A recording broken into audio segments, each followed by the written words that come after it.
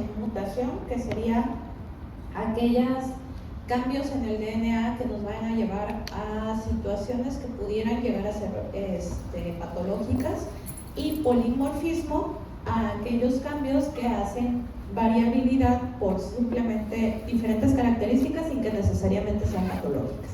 ¿Okay? Para poder hablar todos un mismo idioma y cuando estamos hablando de una y de la otra cosa.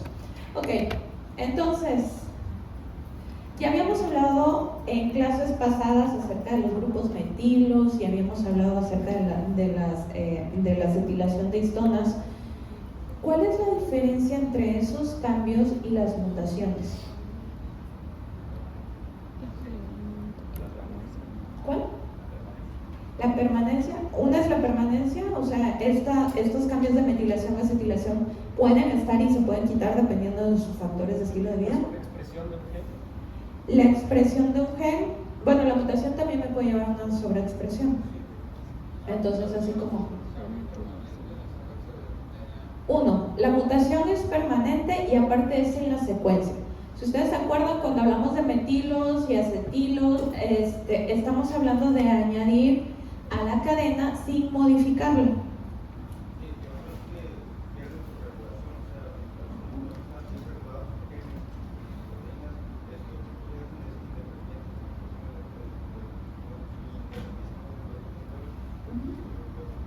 Sí, entonces cuando tenemos adición a la cadena del DNA, puede no ser permanente, depende de nuestro estilo de vida, y también lo que hace es hacer que se transcriba más o menos un segmento del DNA, pero no modifica la secuencia.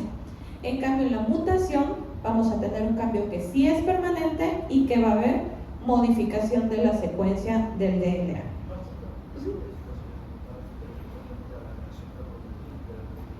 ¿Perdona? Puede o no, y ahorita vamos a ver ejemplos de eso. Pero el chiste entre epigenética y mutación es, la mutación sí me afecta directamente a la secuencia de bases nitrogenadas, ¿ok? Y además es permanente. Ahora, tenemos a grandes rasgos, y ya lo mencionó por aquí, creo que fue Sueli, dos tipos de células, que son las células somáticas, conforman la gran mayoría de nuestro cuerpo, y las células germinales, aquellas que van a hacer meiosis, ovocitos, espermatozoides. ¿Qué pasa cuando muta una y qué pasa cuando muta la otra? A grandes rasgos. ¿Qué pasa si hay una mutación de células somáticas? Entonces, si mutan las células de mi piel, el problema va a estar únicamente en mi piel. ¿Okay? Y un ejemplo así muy característico de la mutación de células somáticas es cáncer. Aparición de cáncer porque hay una mutación y porque hay un crecimiento de las células. Ahora, ¿qué pasa cuando mutan las células germinales?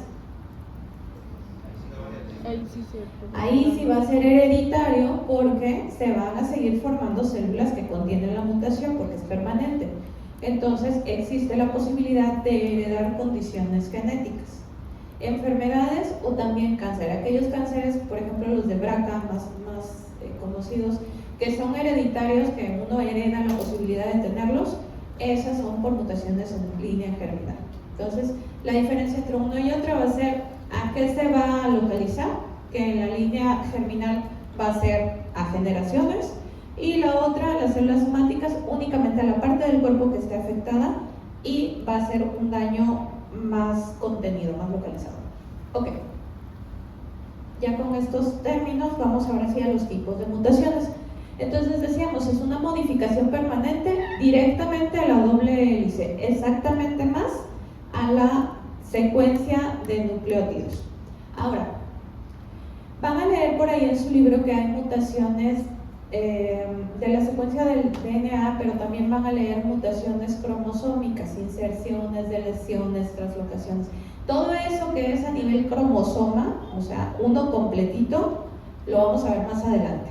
Ahorita de qué vamos a hablar, de enfermedades causadas por mutaciones en un solo gen. ¿Ok? Entonces vamos a hablar de enfermedades monogénicas, un pedacito nada más del cromosoma, no vamos a hablar hablar del cromosoma completo hasta más adelante. Entonces, el primer tipo de mutación va a ser la mutación puntual. ¿Qué es la mutación puntual?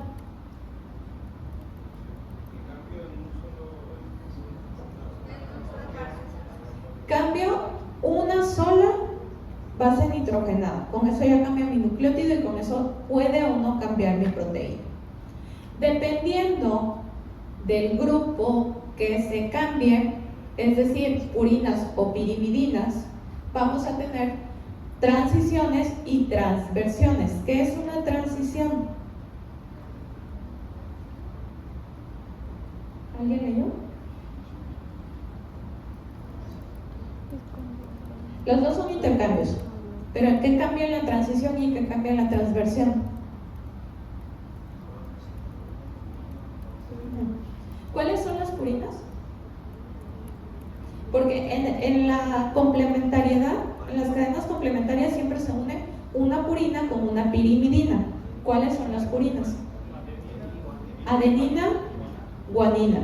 Y pirimidinas, timina, citosina, uracilo, ¿no? Entonces, ¿qué vamos a tener? ¿Qué es más fácil cambiar?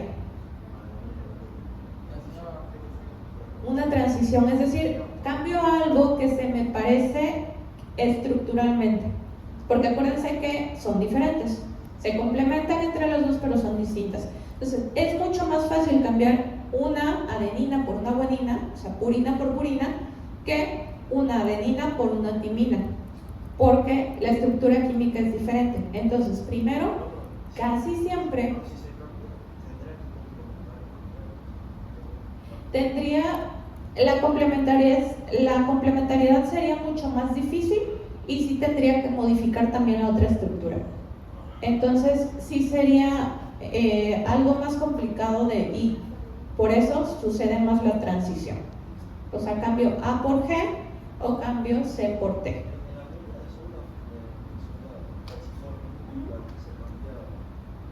Existen varias combinaciones y ahorita las vamos a ver, pero casi siempre es transición. Ok, entonces eso según el grupo que cambie, y según las consecuencias, cómo se clasifican. Cuando hay un cambio, otra vez nos vamos a código genético, cuando hay un cambio de una sola base nitrogenada, tengo tres posibilidades. Se los decía cuando vimos código genético. Si tengo una secuencia adenina, adenina, uracilo, que me sirve para asparagina, y existe una mutación de una sola base que fuera adenina, adenina, y cambia el uracilo por citosina, ¿qué pasa? ¿Hay una mutación? Sí, pero se mantiene el mismo aminoácido, por lo tanto al final produzco exactamente la misma proteína, no hay un cambio. Esa es una mutación silenciosa. Existe, está ahí, pero no me provoca ningún daño. Y si se dan cuenta, por código genético, las mutaciones silenciosas tendrían que ocurrir en la posición número 3, que es la que se comparte, la que se tiene en común. ¿Ok? ¿Hasta ahí vamos bien? Ok. Vámonos con la misma. Adenina, adenina, citosina, pero cambió la última posición y la citosina dijimos que es más fácil que se cambie por ¿cuál? Bueno, sí, por eso. Vamos a dar lisina.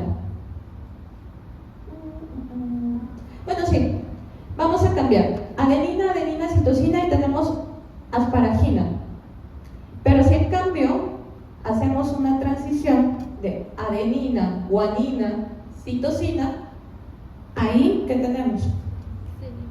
Serina. ¿Ok? Hice una transición, solamente que mi cambio estuvo en la posición número 2. ¿Ok? Entonces, posición 1 o 2 me van a dar un aminoácido completamente diferente y esa va a ser una mutación nociva. Algo que sí me va a producir un daño. ¿Cuál es el ejemplo típico de situación de mutación nociva? Ya lo dijeron. Hay un tipo de anemia donde se reemplaza Ácido glutámico por valina en la cadena beta de hemoglobina. Entonces, ácido glutámico, tenemos dos posibilidades: guanina, adenina y adenina o guanina. La de allá, después de la glicina. Vamos a tomar GAA, ácido glutámico. ¿Ok? Y acá tenemos valina. Cambiamos posición número 2 únicamente. GUA, valina. ¿Ok? Una sola base nitrogenada y cambió todo. Y eso me produce una proteína totalmente distinta. ¿Produce una hemoglobina? Sí. Pero una hemoglobina que cuando se estrese la persona, es decir, condiciones de infecciones, de inflamación, de hipoxia, de mucho estrés, esa hemoglobina se va a hacer pesada, se va como a...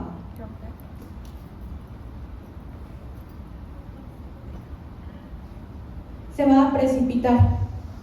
Y esa hemoglobina pesada, precipitada, me va a cambiar la forma del eritrocito. ¿Y cómo tenía que ser mi eritrocito? Tenía que ser un disco bicóncavo muy flexible para que pudiera pasar a lo largo de todos los vasos sanguíneos. Pero como tengo una hemoglobina distinta, que además está en crisis porque la persona tiene algún estresor, esa hemoglobina se precipitó y me forma una célula que se llama drepanocito o célula en forma de hoz, una hoz de muerte. ¿Ok? Entonces, esas células en forma de hoz, ¿qué pasa cuando pasan por los vasos sanguíneos? Se atoran, no pueden pasar. Está precipitada, está duro el eritrocito y entonces me provoca algo muy similar a un... Entonces, básicamente, es una trombosis, pero producida de puro eritrocito. Tienes una vasoclusión, se le llama eventos vasoclusivos. Lo que dure mi vasoclusión va a decidir si hay o no consecuencias de ese evento. Es decir, puedo tener niños con drepanocitosis que ya tengan, por ejemplo, datos de una insuficiencia respiratoria secundaria a una trombosis pulmonar, o niños que ya con algún tipo de déficit neurológico porque tuvieron un evento vasoclusivo del sistema nervioso central. Entonces, produce a largo plazo mucha consecuencia, mucho impacto en la calidad de vida de la persona. Y todo por un aminoácido, pero en realidad si nos vamos más atrás, una base nitrogenada que cambia. ¿Y por qué cambia? Y este es un poquito un concepto de esos que están en zona gris entre ¿es mutación o es polimorfismo? ¿Alguien sabe la historia de la hemoglobina S? ¿Qué fue inicialmente? ¿Cuál es la hipótesis? ¿Por qué se formó? ¿Saben en dónde es más común ver personas con drepanocitosis? África, región del Mediterráneo. Sí, Ajá. para combatir la enfermedad de la malaria. Ajá. Entonces, una región endémica en malaria. Y este cambio de hemoglobina hacia que las personas fue un polimorfismo inicialmente, una adaptación para que las personas se hicieran resistentes a la malaria y no murieran por la malaria. Nace como un polimorfismo. Pero ¿qué es lo que pasa? Aprovechando que me dejaron hojas preparando.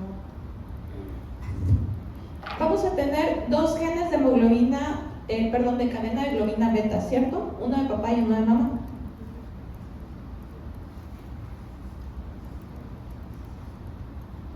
Entonces, cuando nace el polimorfismo, ¿qué teníamos?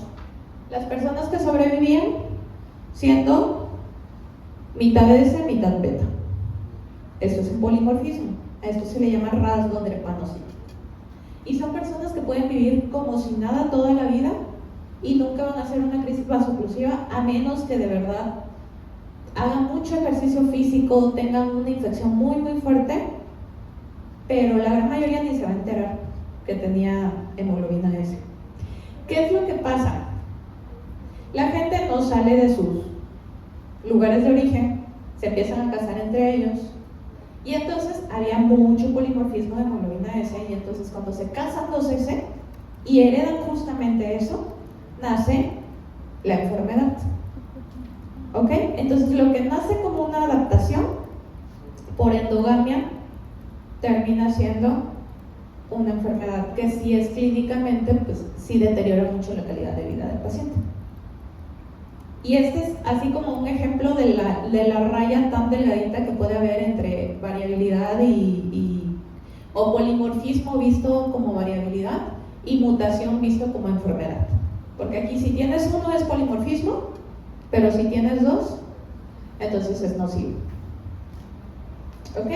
Y esta mutación entonces se llama mutación nociva, un cambio de una sola base nitrogenada. Y el último tipo de mutación se llama mutación prematura. ¿Qué es lo que sucede aquí? Tiene que suceder acá,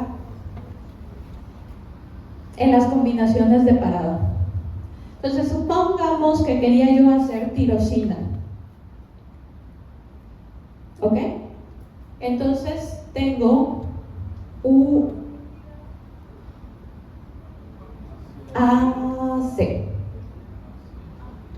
No, tendría que ser... No, vamos a hacer triptófano. Tenía UGG, triptófano. ¿Ok? Y cambié la última posición a UGA. Stop. Entonces, ¿qué es lo que pasa cuando se vaya leyendo mi proteína? Hasta ahí se quedó. ¿Ok? Ya no continúa. Y esto me da deficiencia de la proteína. Dependiendo de que tan pronto en la traducción se haya producido el error, me dará una deficiencia total o parcial de alguna proteína. Y esa mutación es de parada prematura.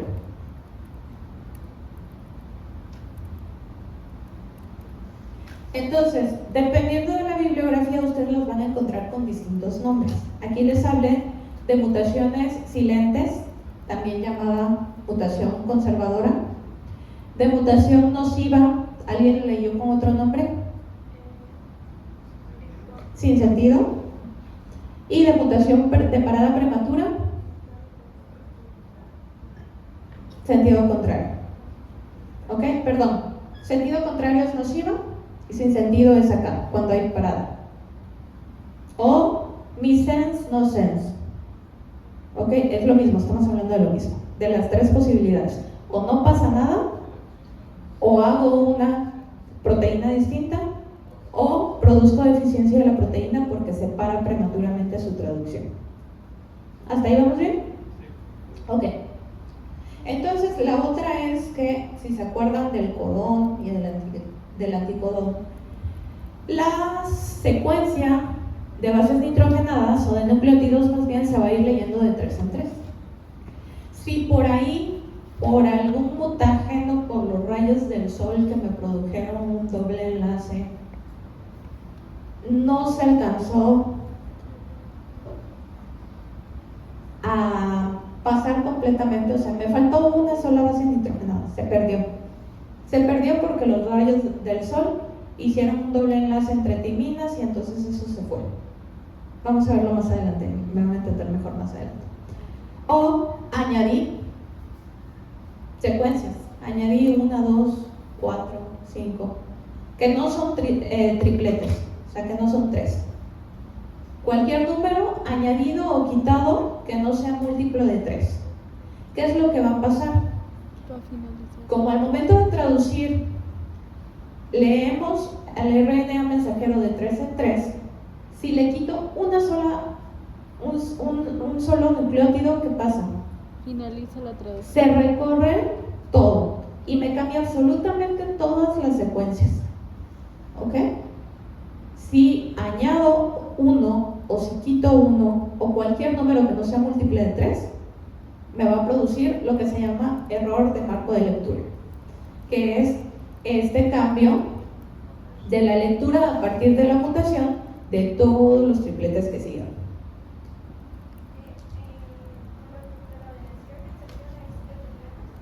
No, de todo lo que no sea Ahorita marco de lectura es de todo lo que no sea triplete o copia de 3, porque más adelante tenemos otra que es de 3. La deleción y la inserción pueden ser tripletes o pueden ser cromosomas completos. ¿Ok? Y ahorita vamos a hablar solamente de aquí en nivel nucleótidos, no vamos a hablar de todo el pedazo de cromosoma. ¿Ok? Enfermedad de Tay-Sachs, ¿a quién le suena? ¿Les suena? ¿La habían oído? Judíos askenazis, más por endogamia también. ¿Qué es lo que pasa? El niño nace como si nada, bien. A los 6 meses, ¿qué tendría que ser un niño pequeño? Camina todavía a los 6 meses. Apenas al inicio le empiezan a dar comida, ¿no? Que no sea lactancia, y eso implica que ya se puede sentar, que ya sostiene la cabeza, ya no se le va de lado, que ya tiene... Exactamente. Entonces, ya por ahí de los 7 a 9 meses empieza a gatear. Y de repente este niño que llevaba como todo su crecimiento normal, empieza a regresar. Y de repente ya se le va la cabeza y ya no se sostiene y queda totalmente flácido. ¿Qué es lo que pasó? Tenemos un gen que se llama EXA, que codifica para una enzima que se llama hexaminidasa. Nuestro cuerpo, bueno, más bien nuestro sistema nervioso central tiene algo que se llama gangliósidos. ¿Para qué sirven los gangliósidos? ¿Qué son? Lo pueden googlear, lo pueden preguntar en el chatito.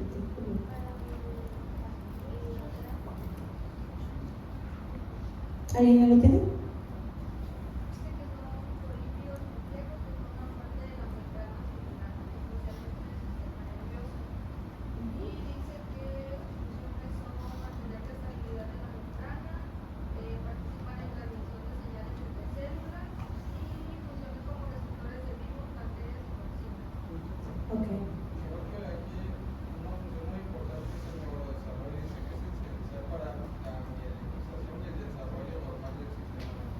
Ok, entonces, ¿necesitan estar?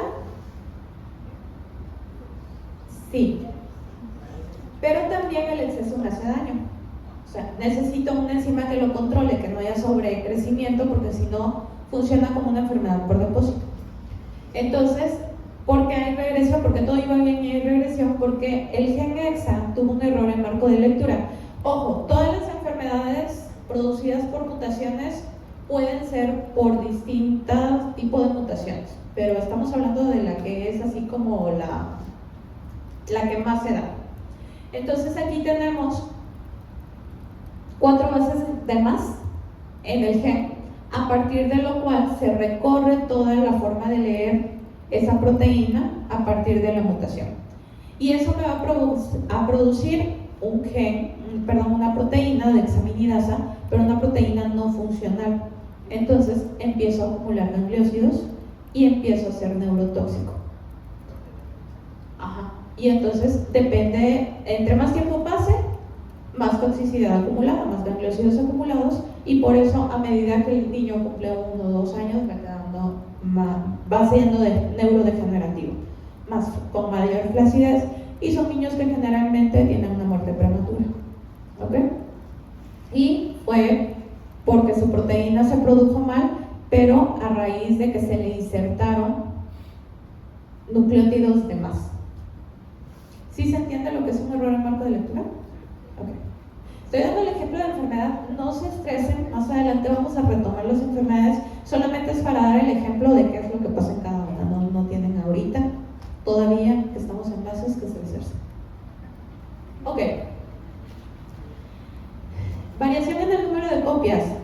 Ahora sí, tenemos amplificación, o sea, hay mucho de una sección del gen o de lesión de un segmento de ADN. Se va a asociar a muchas enfermedades y una de las más representativas es la expansión en el número de tripletes. ¿Qué es lo que pasa? ¿Se acuerdan que en la transcripción, cómo terminaba?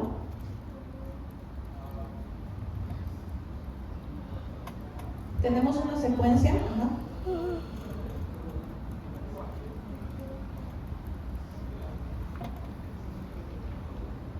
Bueno, tenemos una secuencia combinada, terminadora. Agua. Perdón, UAU. Y después, producción de RNA a partir de DNA. Secuencia de terminación, una zona rica en guanina citosina con la formación de un bucle. ¿Recuerdan? Para desestabilizar y para que llegara ahora sí. ¿Qué es lo que tenemos? Básicamente lo que sucede en este tipo de mutaciones es que se forma un bucle, pero en donde todavía no íbamos a terminar. Entonces, la formación de este bucle hace que mi polimerasa se atore y me está leyendo y leyendo y leyendo muchas veces la misma secuencia, casi siempre al final de la proteína, porque ya íbamos a terminar. ¿Y qué pasa con lo que se va produciendo? Se va yendo adentro del bucle, entonces ahí está atorado. Y entre más repeticiones tenga, voy a producir una enfermedad que es más evidente. Y la enfermedad prototipo de esto, aunque más adelante vamos a ver otra que es muy importante, es la enfermedad de Huntington. ¿Qué es lo que pasa? Tenemos un triplete que es CAG al final de la proteína. Y generalmente tenemos proteínas, por ejemplo la juntinina, tenemos proteínas que tienen estos tripletes repetidos, que ya son parte de la proteína. Pero si llega a superarse el número de copias considerado normal, entonces tenemos efectos ahora sí nocivos sobre la expresión de la proteína, la expresión del gen.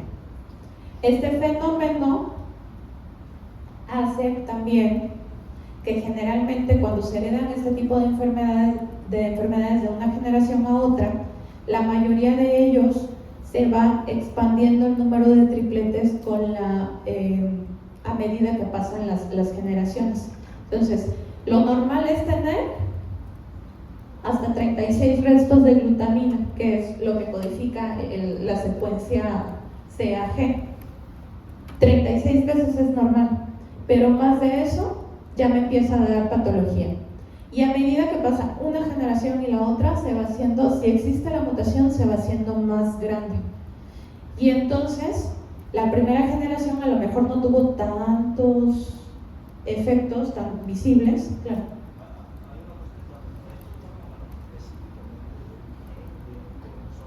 No, sí les dije al principio, estamos hablando de un solo gen, enfermedades de un solo gen. Todavía no hablamos de cromosomas completos. No, este es un solo gen, una sola partecita del DNA. ¿Ok? Repetición de una sola. Y me produce un fenómeno que se llama fenómeno de anticipación. Son enfermedades que normalmente no empiezan desde pequeños, sino empiezan ya más o menos en la edad adulta. Y cuando una persona se da cuenta que lo tenía, ya tuvo hijos, porque se da en la edad adulta. Y entonces sus hijos empiezan a tener manifestaciones más tempranas, y así a medida que pasan generaciones se produce más temprano el defecto porque se va expandiendo ese número de tripletes. Más adelante vamos a ver otros ejemplos, pero Huntington es uno de ellos.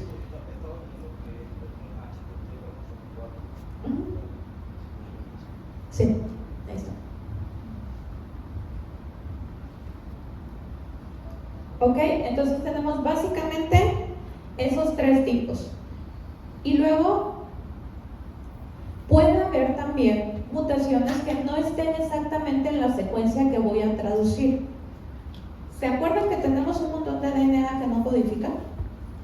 Ok, entonces, hablando del control en la transcripción, ¿se acuerdan de la caja Tata? La caja Tata está cerca de un área no codificante. ¿Y para qué me sirve esta área no codificante? Como la mayoría de las no codificantes. ¿Cuál?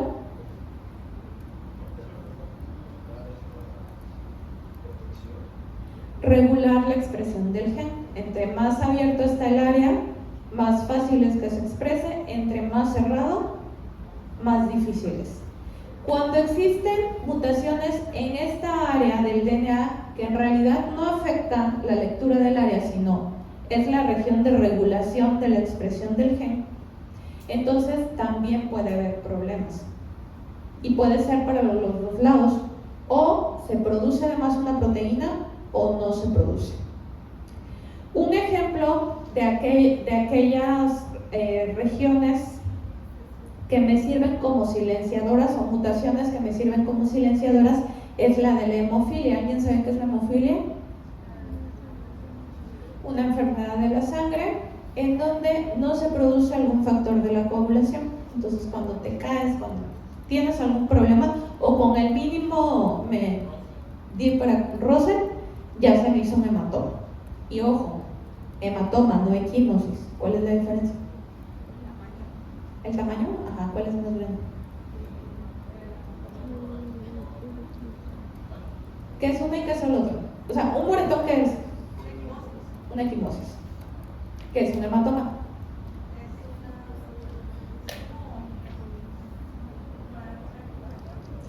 ¿Una hemorragia? No, o sea, hay hemorragia. ¿Cuál?